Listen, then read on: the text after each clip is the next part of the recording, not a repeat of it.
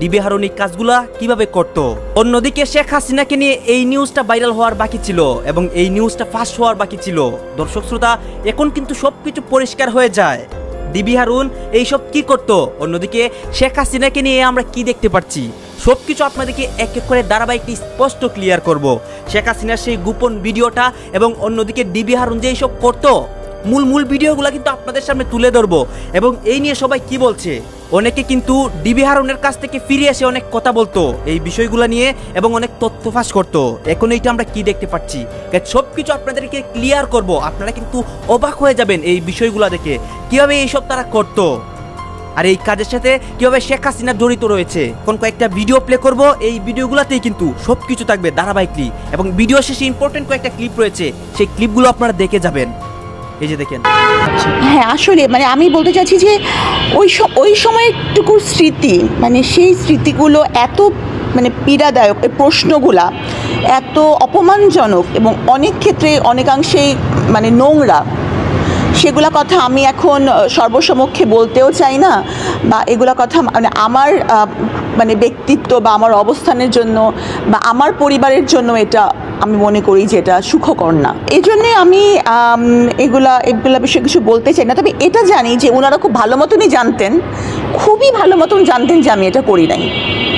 ওনারা জেনে শুনেই মানে সব কিছু জানতেন, জেনে শুনেই এই নাটকটা সাজিয়েছিলেন। তখন তো বুঝি নাই, একটা ঘরে আটকে রাখা হতো, সারাক্ষণ উপরে মানে অনেক হাই পাওয়ারে বাল্ব জ্বলতো, চারটা একদম চোখের উপরে, কোনো ঘুমানোর কোনো বিষয় ছিল না, মহিলা পুলিশরা ঘিরে রাখতো। তো ওটা আয়নাঘর না কি ঘর এটা তো আমি বলতে পারবো না। শোয়ার কোনো ব্যবস্থা নাই, না শোয়ার কোনো ব্যবস্থা নাই। ওখানে একটা শক্ত কাঠের চেয়ার দেওয়া ছিল এবং উপরে হচ্ছে যে মানে চারটা অনেক হাই পাওয়ারেরই মানে কোনো ঘুমের ওখানে কোনো ব্যবস্থা নেই, শোয়ার ওখানে কোনো ব্যবস্থা নেই, একটা কাঠের চেয়ার ছিল।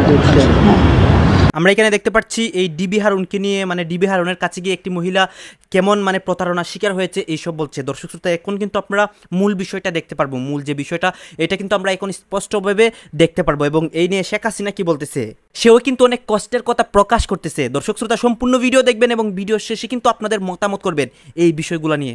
এই যে দেখেন, এনায়েতুল্লাহ মারা গেলে তার স্ত্রী একা থাকার সময় বাড়িটি নজরে আসে ডিবি হারুনের।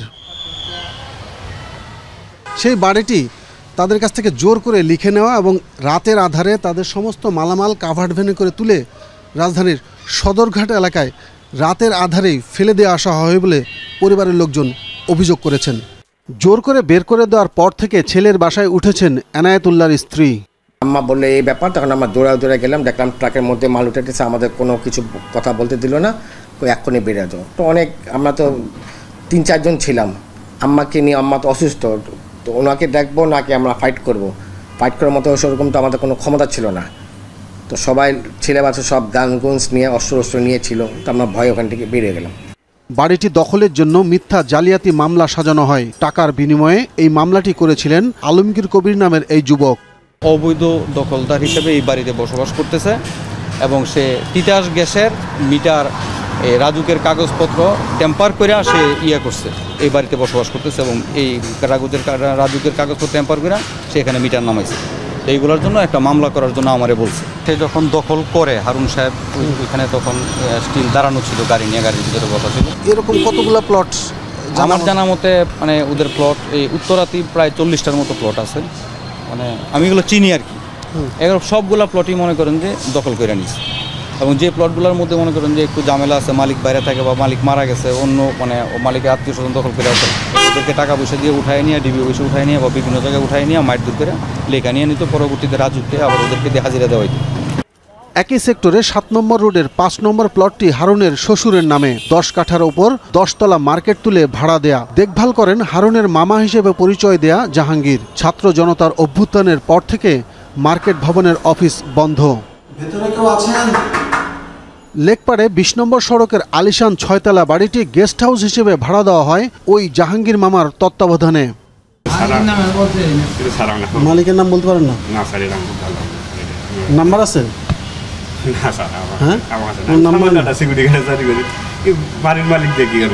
দুটি ভবন পরেই আলিশান আরেকটি 10তলা বাড়ি। টপ ফ্লোরে পরিবার নিয়ে থাকতেন হারুনুর রশিদ। প্রায় ফাঁকা পড়ে আছে লেকপাড়ের এই বাড়িটিও। ওই গন্ডগোলের পরের থেকে চলে গেছে সবাই। তারা কি ভাড়াকে হারুন সাহেবকে দিত?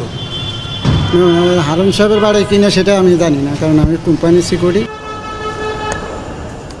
5 তারিখে ছাত্র জনতার গণ অভ্যুত্থানের পর অর্থাৎ সন্ধ্যার পর থেকেই তার নিরাপত্তার দায়িত্বে থাকা যে পুলিশ কনস্টেবলরা ছিলেন তারাও এই বাড়ি ছেড়ে চলে যান।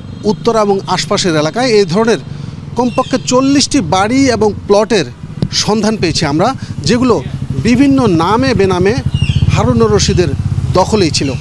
ঢাকার অদূরে গাজীপুরের শিল্প প্রতিষ্ঠান মালিক, ব্যবসায়ী, বিভিন্ন রাজনৈতিক নেতাদের জিম্মি করে মোটা অঙ্কের টাকা আদায়ের অভিযোগ আছে হারুনের বিরুদ্ধে। জেলার এসপি থাকা অবস্থায় প্রভাব খাটিয়ে রিসোর্টের মালিক হয়েছেন, জমি দখল করেন। শ্রীপুরের সবুজ পাতা নামের বিলাসবহুল রিসোর্টটি হারুন করেছেন খালা মিনারা বেগমের নামে। তার নামেই বিদ্যুৎ বিল পরিশোধ হয়। আরও একাধিক বিলাসবহুল রিসোর্টের শেয়ারের মালিকানা স্বজনদের নামে করিয়েছেন বলেও অভিযোগ আছে হারুনের বিরুদ্ধে। তাদেরকে ধরে নিয়ে তাদের ক্যাম্পে, পাকিস্তানিদের ক্যাম্পে তুলে দেওয়া থেকে শুরু করে সব ধরনের অপকর্ম করেছিল যেন এই যুদ্ধে বাংলাদেশের মানুষ বিজয় অর্জন না করে। ঠিক স্বাধীনতার পরপর আমরা দেখলাম যে তাদের সঙ্গে আরও কিছু লোক যুক্ত হয়ে গেল। এমনকি দুঃখের সঙ্গে বলতে হয় যে আমাদের সাথে যারা একই সঙ্গে কাজ করেছে, যুদ্ধ করেছে, তারাও তাদের মধ্যে একটা বিভক্তি সৃষ্টি করা হলো। জাতির পিতা বঙ্গবন্ধুকে কিন্তু সময় দেয়নি, শুরু হয়ে গেল সমালোচনা, এটা নাই, ওটা নাই, ওটা নাই। কেউ এটা চিন্তা করতে চায়নি যে একটা যুদ্ধরত অবস্থায় একটা দেশের কি অবস্থা হতে পারে, অথবা তার পূর্বে বাংলাদেশটা কি যে শোষিত বঞ্চিত ছিল, বাংলাদেশের মানুষের কী ছিল। একটা যুদ্ধবিধ্বস্ত দেশ গড়ে তুলছে যেখানে সকলে মিলে তাকে সাহায্য করবে, সেটা না করে কিছু লোক শুরু হয়ে গেল, কেউ নতুন বিপ্লব, কেউ বৈজ্ঞানিক সমাজতন্ত্র, কেউ নানা ধরনের কথা। আর এদের সাথে যুক্ত হয়ে গেল ওই স্বাধীনতা বিরোধী চক্র, আলবদর রাজাকার বাহিনী থেকে শুরু করে তারা। এরা যখন এই ধরনের কর্মকাণ্ড করেছে এবং তার উপর তাদের লেখা পত্রিকা বের করে নানা ধরনের মিথ্যা অপপ্রচার চালানো, মিথ্যা অপপ্রচার চালিয়ে মানুষকে বিভ্রান্ত করা, উদ্দেশ্যটা কি? তার সাথে আমি নেতৃত্ব দিয়ে আসতেছি, তার নেতৃত্বে আমি রাজনীতি করে আসতেছি। ধানমন্ডি 32 তারিখে ময়মনসিংহের সকল রাজনৈতিক প্রোগ্রামে কমেন্ট করে এবং লেখে আলহামদুলিল্লাহ, ফুসটা তো আমি বললাম। আর স্বপ্না খন্দকার হচ্ছে একটা আইডি থেকে এগুলো একটা ভিডিও, ওই ভিডিওটা পোস্ট করায় জাওয়াদ নির্ঝর আইডি থেকে, ওই ভিডিও প্রচার করে এবং ভাইরাল করে।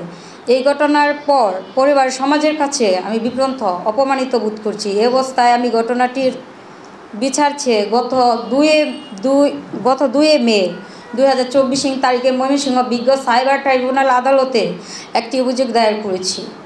এরপরে বিজ্ঞ বিচারক আমার গেজ আপনারা তো দেখলেন এইসব নিয়ে কি কথা হচ্ছে। এগুলা নিয়ে কিন্তু অনেকেই অনেক আলোচনা করতেছে, সমালোচনা করতেছে, এবং এই বিষয়গুলো কিন্তু বর্তমানে সামাজিক যোগাযোগ মাধ্যমে অনেক ভাইরালও হচ্ছে।